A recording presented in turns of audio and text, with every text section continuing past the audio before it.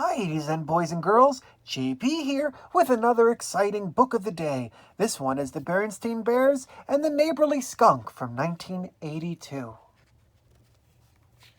1984. Oh, look, said Sister Bear. Our neighbors, the woodchucks, are moving out of their burrow. It was true. The woodchuck family, who had been good, quiet neighbors for years, was moving out. The bear family waved goodbye to the woodchucks, who were moving to the far edge of bear country to be close to Mrs. Chuck's relatives. Sister looked at the empty burrow and wondered who might be moving in. Look, some beavers, said Brother a couple of days later. Indeed, a beaver couple was looking at the burrow.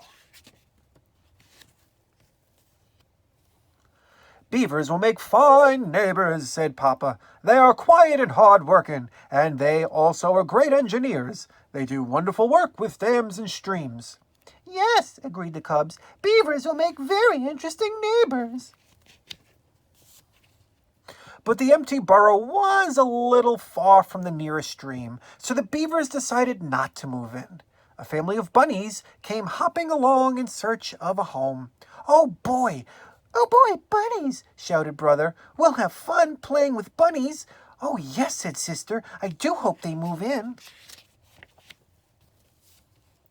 But the burrow was much too small for the growing bunny family, and they hopped away.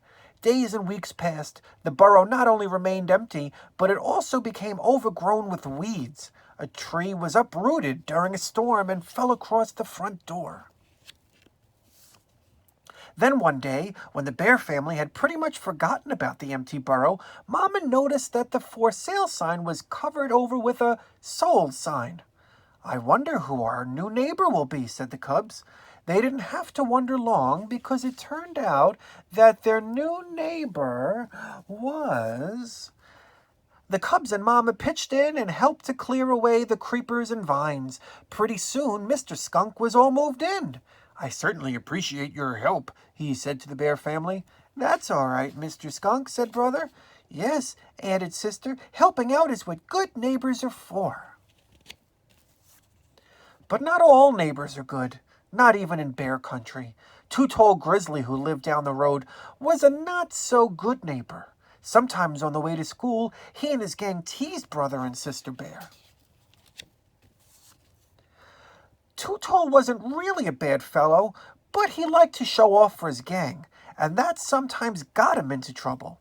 You give Sister Bear back her book, shouted Brother angrily. Too Tall had snatched Sister's books and was twirling them around his head. Give back those books, shouted Brother again. Who's gonna make me? Said Too Tall in a mean voice. I will, said a small, familiar voice. It was the voice of Mr. Skunk, who had been watching the going-ons from his burrow.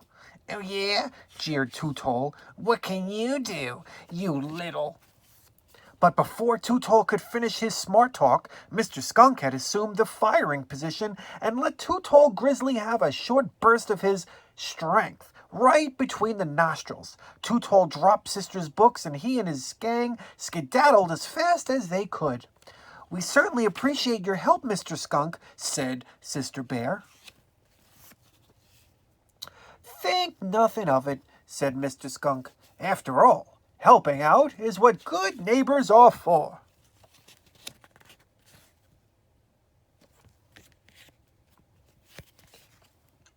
And that concludes today's episode of The Berenstain Bears and the Neighborly Skunk.